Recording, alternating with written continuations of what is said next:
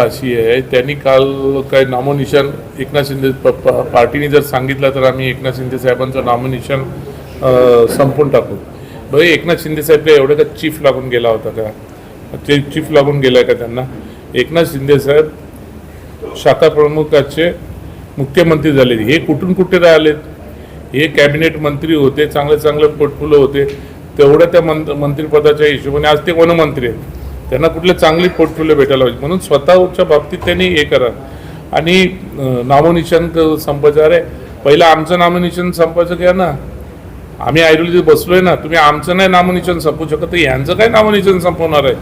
म्हणून आम्हाला आमचं म्हणणं आहे की तुम्ही तर त्यांना सरळ भाषेत, ह्या भाषेत बोललाय, एकनाथ शिंदे साहेबांचं नामोनिशान संपवण्यापेक्षा पहिला त्या सूर्याला नाव द्या, त्याचं तर नामोनिशान तरी जिवंत ठेवा. तर तुम्ही जो जिवंत ठेवलेला नामोनिशान आहे ना, त्याला नाव देऊन त्याला तरी जिवंत ठेवा.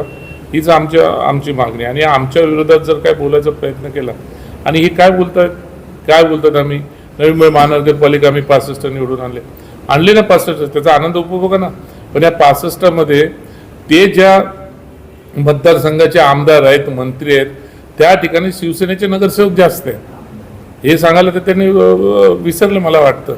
म्हणजे नामोनिशान इथंच त्यांचा ऐरोली मतदारसंघातच त्यांचं नामोनिशान ठेवलं. आणि काय घोडा काय टांगा पलटी नाही.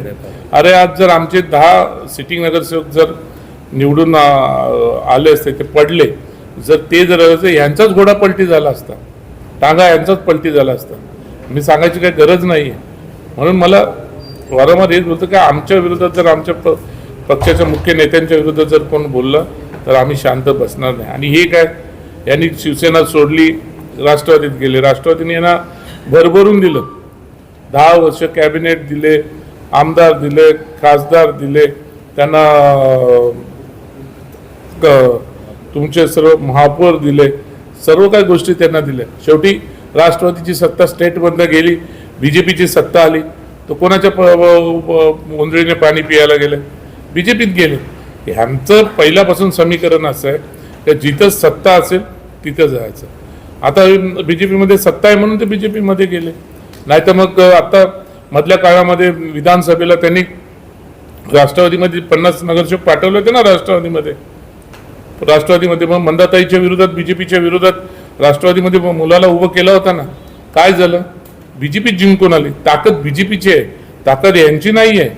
आणि हे जे काय आता ते बोलतात मी जिथं जाईन तिथं सत्ता येते, तो विषय सोडून द्या. जिथं स्ट्रॉंग पक्ष असेल, जिथं महाराष्ट्रामध्ये स्टेटमध्ये ज्याची सत्ता असेल, त्या सत्तेच्या ओंजळीमध्ये पाणी पियायला जातात आणि मग सत्ता घेऊन येतात त्या सत्तेच्या हिशोबाने. म्हणून यांनी जास्त वल्गना करू नये.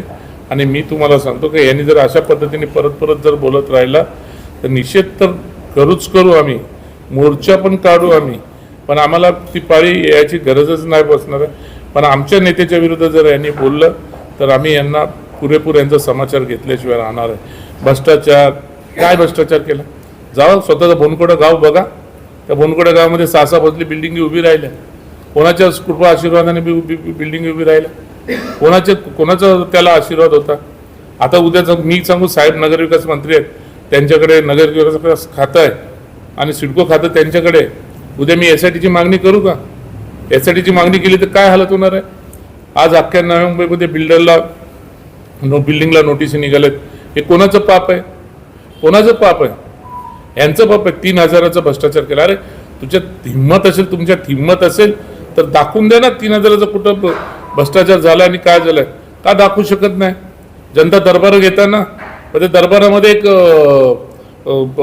LED लावा ना आणि त्या LED मध्ये दाखवा ना की बाबा या ठिकाणी याच्यामध्ये एवढा भ्रष्टाचार झाला, या ठिकाणी एवढा भ्रष्टाचार झालाय, या ठिकाणी एवढा भ्रष्टाचार झालाय. जे 111 नगरसेवक आहेत, जास्तीत जास्त नगरसेवक त्यांचे आहेत. जर त्याची बजेटच्या ह्याच्यामध्ये काढलं कोणाची कामं किती निघाली ह्या 5 वर्षांनी प्रशासनाच्या कालखंडामध्ये, सर्वात जास्त कामं यांची निघाली असतील.